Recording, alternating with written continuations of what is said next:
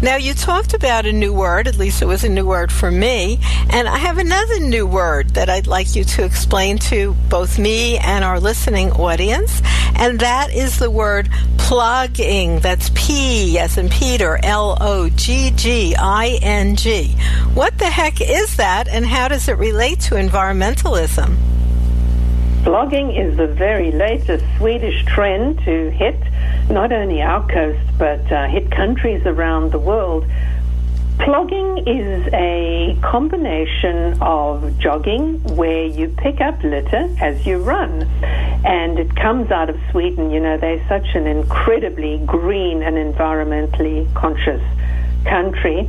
And plugging, you can think about it as a really active form of recycling. You strap on a bag, make a clean start, and a goal of picking up about 4 to 5 pounds of trash along your route. And 4 to 5 pounds of trash, can you believe it, is the amount of garbage that each of us dumps each day, according to the Environmental Protection Agency. But get plugging, and not only will you burn more calories, you'll feel like you're taking an active step towards litter control.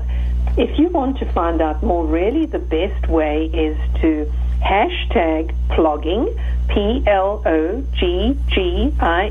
on Instagram or on Twitter, and you'll be able to see that there are many, many other groups around the country, Utah, Minneapolis. I've seen active groups in so many places, and you can feel connected with your journey and with other pluggers worldwide. Well, that's a new thing, and I think a lot of people do that anyway, but is there any concern about getting some kind of illness from picking up garbage, and is there a way that could be addressed? There is always the fine print, so let me give you the fine print. You know, as with anything, be sensible, take and wear gloves, don't touch objects that have been handled by other people without gloves on. I have something that I use to pick waste up with.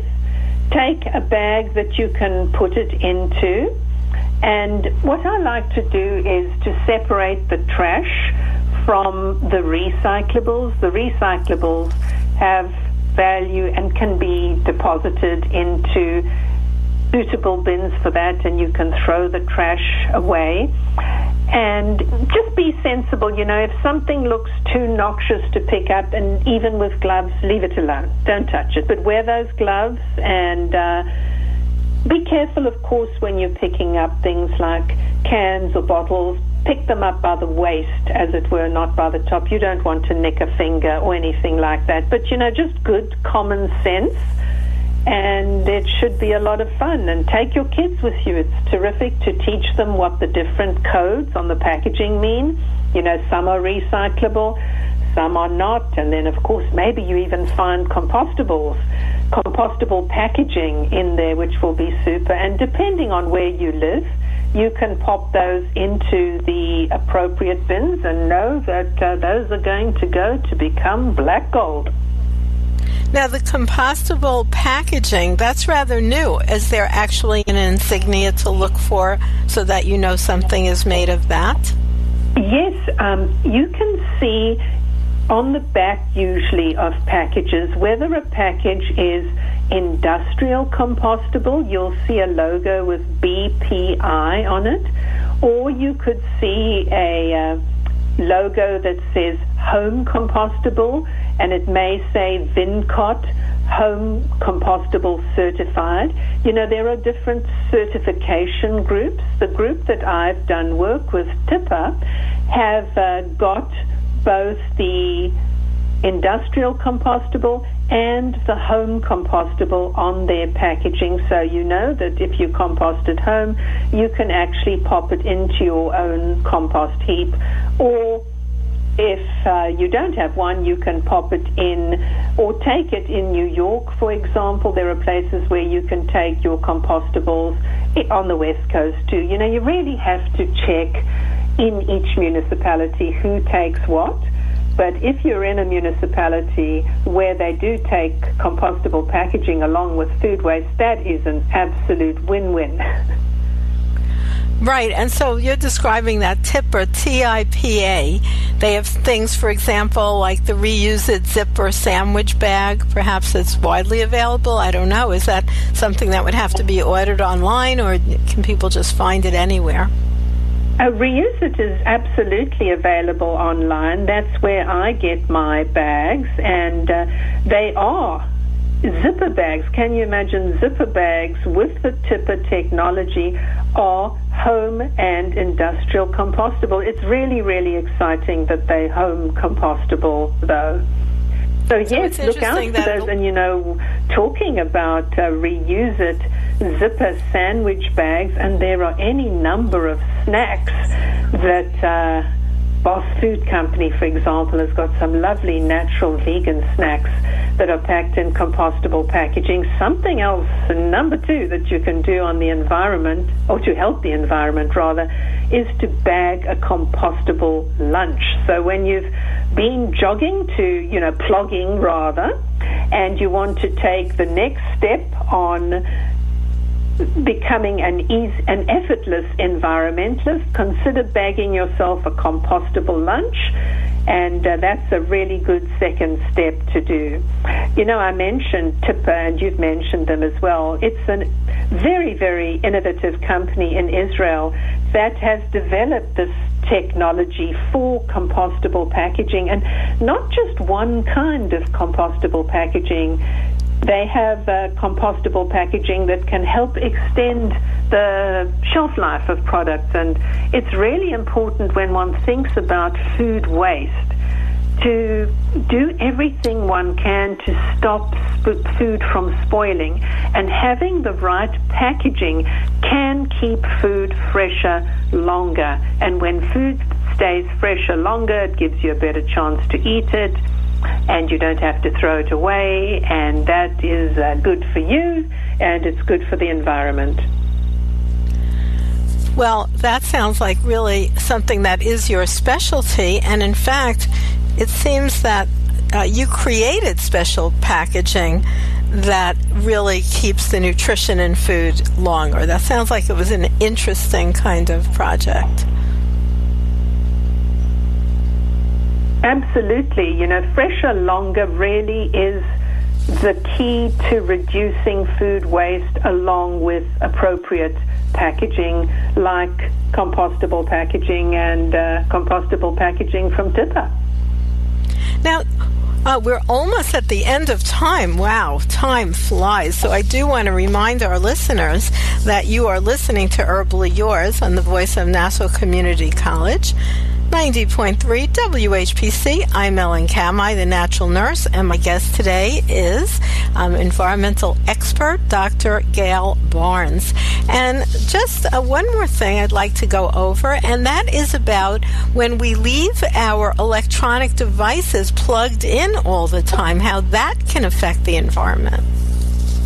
Well, they can actually, depending on the device, carry on pulling charge. We spend on average 11 hours plugged into some form of electronic device each and every day. And one thing you can do is get yourself a charger that will turn off after a period of time. I've just got a new one from Belkin, that's Belkin, and it's really neat because it turns off after 30 minutes, 60 minutes, or 90 minutes. So, something when I've been doing my hair that I'm always worried about is that I'm going to leave my curling iron on, and I worry about that, of course, for the energy that we'll use and also the fire hazard that will be. Well, with the Belkin, when my curling tongs are plugged into the Belkin, I know that after 30 minutes they're going to turn off. So that's, if you want to unplug on autopilot, getting these wall chargers and plugging your devices into those special wall chargers is not that expensive and saves money and good for you again and good for the planet. Well, that sounds like a really excellent information. I think people don't think about that. There's something called green zero, which means that you're not using up all this environmental energy just by, let's say, keeping your phone charging overnight when really only a couple of hours would have been plenty. Definitely. It's good to be aware that when you're not charging your device, that wall charger can still be pulling energy. And a quick search online, one will find any number. As I mentioned, the Belkin is my. That's a lot of my's in a row. Is my most recent acquisition in this area. Well, thank you for sharing that information about us, and certainly keep up the good work. Now, what are some parting thoughts for our listening audience, and how can they best find you, Dr. Gail Barnes? Best to find me on Twitter at ZAGRRL. Also, more information on packaging I recommend at TIPACORP. And for composting, the U.S. Composting Council at US Compost COU. All on Twitter, and love to see you. Please, if you've heard me on the show, come and say hello. I'd love to hear who's been listening to me today. Well, thank you so much, Dr. Barnes. And thank you so much, listeners, for once again tuning in to another edition of Herbally Yours, which is brought to you right here on WHPC. And we love to bring you information. We're produced in the studios of 90.3 WHPC, Nassau Community College, Garden City, New York. For further information, email whpc@ncc.edu. This is your host, Ellen Kamhi, the Natural Nurse at naturalnurse.com, inviting you to join us next week for another edition of Herbally Yours. Until then, stay